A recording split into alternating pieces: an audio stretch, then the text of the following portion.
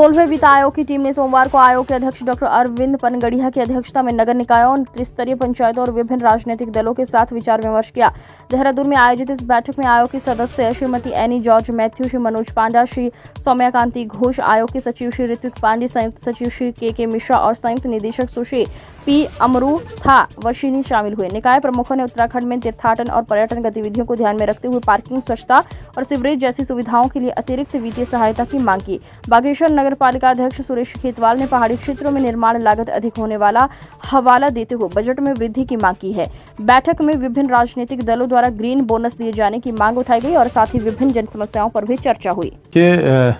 भारत सरकार की जो टीम उत्तराखंड आई थी, जो कि 16 वित्त का निर्धारण करती है, तो उस सिलसिले में जो है सभी नगर निकायों के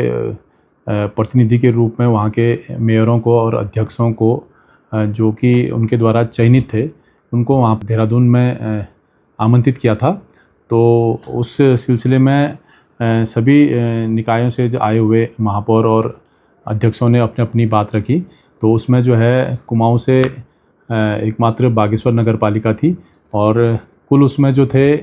वो 6 नगर निगम थे और 3 नगर पालिका थी और 2 नगर पंचायत थी, और जिसमें कि नगर पालिका 2 हमारे गढ़वाल क्षेत्र से थी और कुमाऊं से 1 नगर पालिका का प्रतिनिधित्व था, जिसमें जाने का सौभाग्य मुझे भी प्राप्त हुआ और वहाँ पर मुझे अपनी बात रखने का अवसर प्राप्त हुआ। तो 16 वित्त आयोग की जो बैठक थी उसमें जो है मैंने अपनी तरफ से जो रखा कि हमने बागेश्वर में जो पहाड़ी क्षेत्र है और जो हल्द्वानी या रुद्रपुर से काफ़ी दूर है, 200 किलोमीटर से दूरी है, तो यहाँ पर जो निर्माण कार्यों में जो लागत की असमानता है, तो उस सिलसिले में मैंने वहाँ पर बात रखी। और क्योंकि यहाँ पर लेबर भी महंगे मिलते हैं और जो मटेरियल कॉस्ट है वो भी महंगी हो जाती है, जिससे हमारे निर्माण कार्यों की लागत भी बढ़ जाती है। तो इस क्रम में मैंने यहाँ पर जो है जो 16वां वित्त है उसकी धनराशि बढ़ाने के लिए वहाँ पर मांग रखी है अपनी। और दूसरा जो है जो हमारे नगर क्षेत्र में जो वार्ड हैं वो वन भूमि से लगे हुए भी हैं, तो वहाँ पर भी कई बार जो होती है वनाग्नि भी की संभावना भी रहती है। तो उसके लिए हमारी नगर पालिका में इसके लिए कोई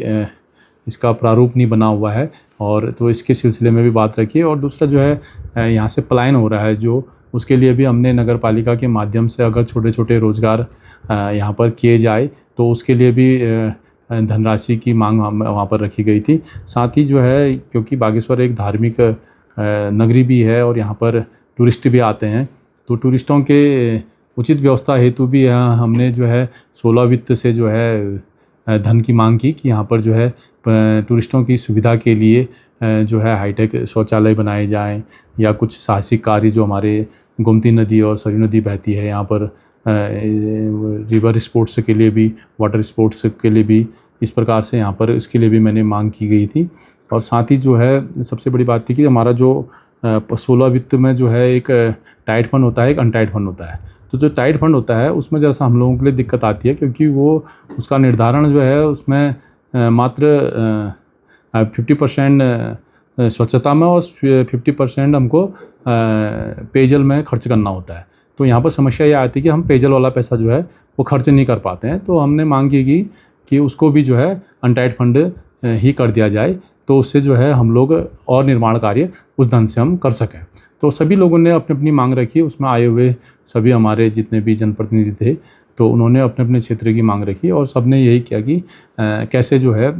16 वित्त का पैसा उसका बजट उत्तराखंड के लिए बढ़ाया जाए। साथ में ये भी बताना चाहूँगा कि जो बागेश्वर में जो डोर टू डोर कलेक्शन जो हमारी समूह की महिलाओं द्वारा किया जा रहा है, उसकी भी काफ़ी सराहना हुई है। और जब हम मुख्यमंत्री जी के साथ भी हमारी सभी नगर निकायों के प्रतिनिधि वहाँ पर अध्यक्षगण लोग और महापौर लोग थे, तो उसमें भी जो वहाँ पर वीडियो क्लिपिंग दिखाई गई थी, जो अच्छे कार्य कर रहे थे जिन नगर पालिकाओं में, उसमें जो है बागेश्वर के डोर टू डोर कलेक्शन की सभी लोगों ने सराहना की। तो मैं सभी को धन्यवाद दूंगा और इस डोर टू डोर कलेक्शन को हम और बेहतर करने का प्रयास हम लोग अपने नगर पालिका स्तर से हम लोग कर रहे हैं। हमने अभी हमारी जो बोर्ड बैठक हुई उसमें भी हमने इस कार्य के लिए अनेक प्रस्ताव पारित किए गए हैं। तो मैं सभी नगरवासियों को यही अपील करूंगा कि आप लोग जो हमारे डोर टू डोर कलेक्शन में जो महिलाएं लगी हैं उनको सहयोग करें और अपना घर का कूड़ा उन्हीं लोगों को दें।